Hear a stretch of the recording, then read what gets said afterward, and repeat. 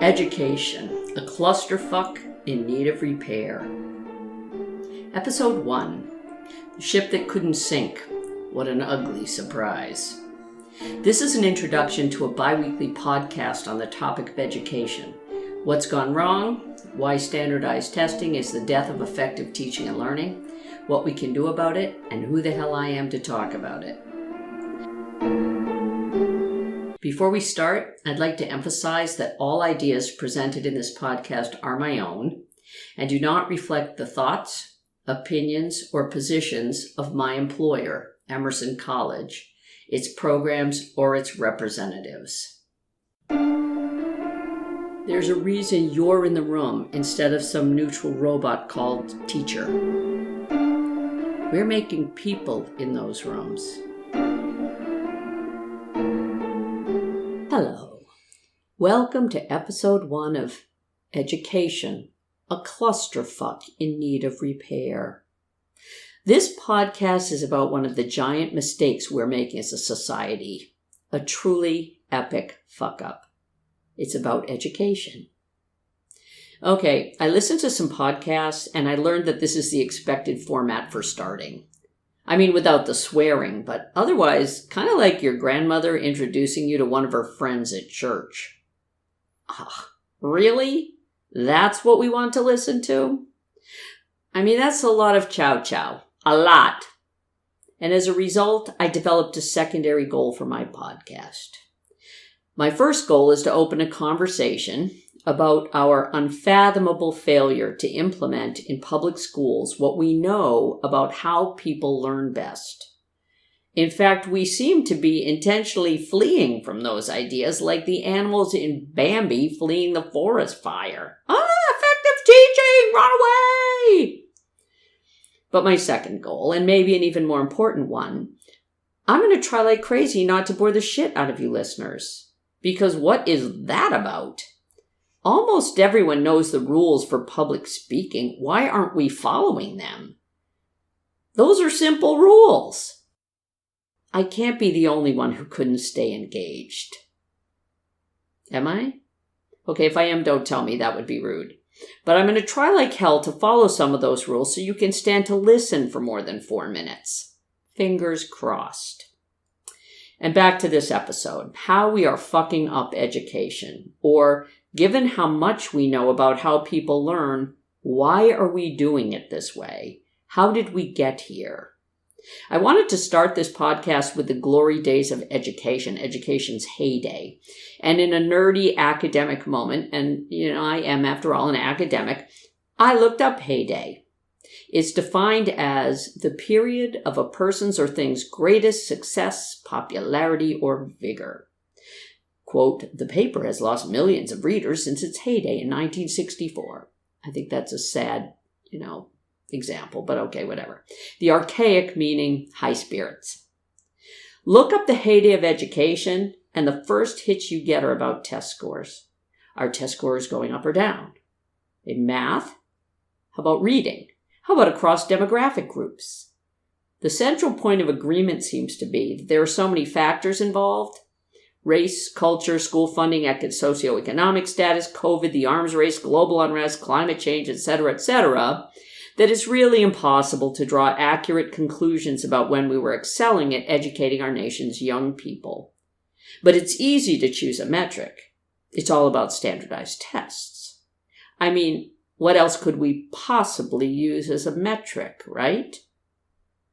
Then look up the heyday of being a teacher, and the first page of hits is all about how tough it is to be a teacher today. The whole heyday question is lost in grim descriptions and projections, especially post-COVID, how a difficult job has become a nearly impossible job, and how it looks to continue on this downward trajectory for the foreseeable future. The central point of agreement seems to be that the social-emotional world of children has become so challenging, clouded with anxiety, depression, poverty, food insecurity, social media impact, resources lost, COVID, fear of global unrest, climate change, etc., that the job of teaching requires a superhuman, with a fantastic range of skills that they're willing to implement for a truly lousy salary. But the metric that determines that superhuman success in teaching these damaged, frightened children, it's all about standardized tests. I mean, what else could we possibly use as a metric? Right? Right? The one definitive statement I found relative to my heyday question said that the 1990s were a golden age of education. Perched at the end of the Cold War when resources were allocated for schools and schooling, and though this wasn't mentioned, we were implementing the results of 20 years of education research that started in the 1970s that pointed us toward effective strategies for addressing the race and wealth gaps in achievement. We had a brief halcyon heyday. Constructivist teaching, multiple intelligences theory, culturally relevant teaching, learning styles theory, arts-integrated learning, and more moved us toward a more effective school system for all kids. Then standardized testing galloped in wearing the cloak of No Child Left Behind, and it all went to shit. Quickly. And if you don't believe me about our education research, take a look at Finland. Finland had one of the lowest performing systems of education in the developed world. They adopted the outcomes of our education research in toto, and within 35 years became one of the strongest school systems in the world. They consistently test in the top 3 countries among all of the OECD, Organization for Economic Cooperation and Development nations, on the PISA, Program for Institutional Student Assessment. An ironic coda, Finland has no standardized tests. So how can they tell if they're doing well? What metrics could they possibly be using? This brings me to why I'm talking about this. I'm 68 years old and way tech resistant. So how did I end up running a podcast? I'm not even sure I think podcasts are a good way to learn things. Because I became a teacher in the early 80s. Because that golden age of education was part of my heyday. When teaching fostered more high spirits than it did a creeping sense of doom and failure. When we generated excitement and curiosity in our students, and we got to feel excited and curious too.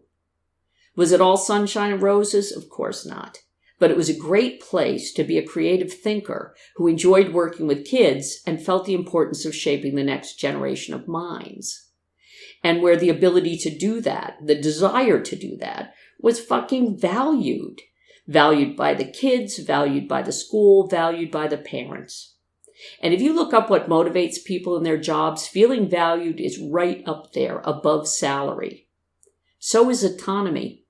The ability in your job to determine what you do, in what order, etc., to have a sense of purpose, a reason you are in the room instead of some neutral robot called teacher.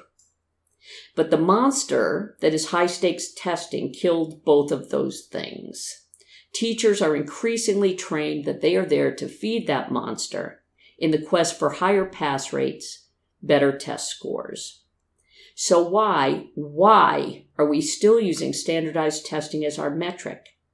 The failure of No Child Left Behind and its replacement with the Every Student Succeeds Act made it clear standardized testing doesn't improve teaching or learning. The Every Student Succeeds Act, which has been federal law since 2015, 9 years ago, requires only 3 tests across 12 years of schooling. And those tests can be developed by the state, and they don't need to be standardized instruments. But we still cling to those standardized tests like the passengers on the Titanic as it was going down. And that's what education is right now, the Titanic. Big on promises, the ship that couldn't sink, but short on delivery. Just watch the movie. I don't think I need to linger on this, except that the 30% of teachers who left the profession last year are some of those people who jumped off the sinking ship. Oh, and here I am, belaboring the metaphor after I promised I wouldn't. Well, I didn't promise I wouldn't. I said that I didn't need to. I guess I was wrong. It has probably occurred to you to wonder at this point, who am I listening to here and why should I believe her? Well, I can tell you who I am. As for believing me, that's your question to answer. My name is Bethany Nelson. I'm a teacher. I started out as a drama resource in a moneyed public school system in Massachusetts using drama and theater as a vehicle for grades K through 10, facilitating student engagement and learning in core subject areas. I created drama lessons for English, language arts, social studies, humanities, science, math, health, world languages, social emotional learning, and on and on. I know that science and math thing will make you think, how the hell did I do that, right? Did the kids pretend to be equations or something? No. But that's a story for a different episode of this podcast. And I got paid to do that job for 17 years. As I said, a golden age. So at the time I started training teachers in urban schools to use drama as a tool in their subject areas. I worked in the greater Boston area in grades K through 8, modeling drama as a teaching tool. Teachers in Boston were dealing with a standardized test at that time called the Stanford 9. It seemed very high stakes then in the late 1990s, but it was an angry toddler compared with the incredible hulk of the test mandated under No Child Left Behind that would come later. So teachers were looking for ways to improve student engagement and achievement, and they were willing to work outside of their comfort zone and subject knowledge area to try drama. Amazing if you think about it. Anyway, it was a very successful program, and I did that for years until the funding dried up. Oh, a side story. If you listen to this podcast for a while, you'll realize that I'm a topic associating thinker, not a linear thinker. Picture a brainstorming model with the topic in the center, connected to components of the topic by arrows with points on each end. I depart from the central idea, I return to the central idea. I depart from the central idea, I return to the central idea, and so on. That's how I think. I know, right? I'll let you know when I'm taking a detour and you try to stay with me. I acknowledge that it's very annoying for some listeners. Anyway, a side story. In the 1990s, the Boston Public Schools received a massive grant. I think it was $20 million. And the dilemma was that it required a $10 million cash match. So the usual in-kind contributions that counted as a match for smaller grants, for example, use of copying, printing, support personnel, use of infrastructure, phones, space, was out the window. And the hunt for smaller grants to provide this cash was immediate and successful. So successful that foundations usually tapped for funding small arts organizations gave all their available monies to the cash match for the big grant. It devastated the arts community.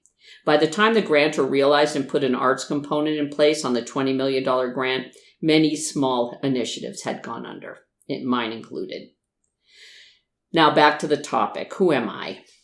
By the end of that project, I'd moved from public school teaching to college teaching. Working with a lot of different populations made me realize that I had a choice to make. I could stay in my public school and outreach jobs and impact the number of students and teachers I could personally teach. Oh, another detour. In 2015, I calculated how many students I'd worked with in my 30 years of teaching. Because of the nature of my job, the total was 108,000. About the size of a small city, Cambridge, Mass. At that time. I know, right? Anyway, I had the opportunity to teach theater education at Emerson College, which is the second largest theater ed program in the United States. I saw it as a way to spread the techniques and approaches I developed over 20 years, expanding the use of drama as a teaching tool to a lot of undergrad and grad students in the education track. Those students would teach in schools, spreading the wealth, so to speak. Plus, I got to work with my mentor, Bob Colby, the person who trained me and set me on fire for the subject, so I jumped. I've worked at Emerson since 1996 in a bunch of positions, part-time, full-time, term, tenure, program director, and on and on.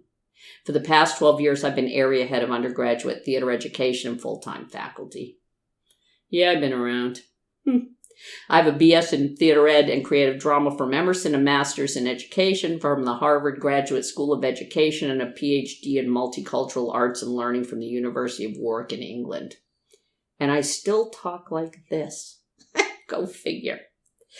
I've published a textbook on my research about playmaking as a vehicle for learning. It's called Urban Playmaking, Constructivist Teaching with a Radical Agenda. And a bunch of articles, most of which deal with projects that I did with kids in schools using drama and playmaking to various ends. Google me. I'm there. So that's who you're listening to. I'll be speaking in this podcast from my knowledge base as a teacher, a principal, a college teacher, a researcher, a parent of 4, and a person who loves and respects the amazing process of educating others. I know a lot about what I'm talking about, but as for believing me, that's up to you. I've done what I can. You don't know this about me, but I'm a reluctant credentialer. I don't think it's the best way to gain people's trust. Just saying. And back to the topic of this introductory session. This is a podcast about teaching and learning, about education. I'll be talking with teachers who were trained during the golden age, teachers who are struggling with the system as it is now. And I'll interview students, those who succeeded and those who didn't, with the focus on the importance of changing it. And I'll bring in people who are doing it well, who have ideas teachers can use in their own classrooms day to day. And who knows?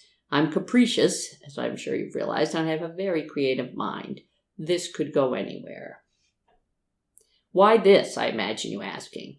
It's just one of the many systems we've created that don't work very well, like the water control systems in Louisiana, for example, the city water system in Flint, Michigan, and the healthcare system almost anywhere in the United States, and the justice system, and many of the online systems that are designed to make our lives easier by eliminating the need for humans, like billing systems or pharmacy refill phone lines or the answering systems in virtually any major store.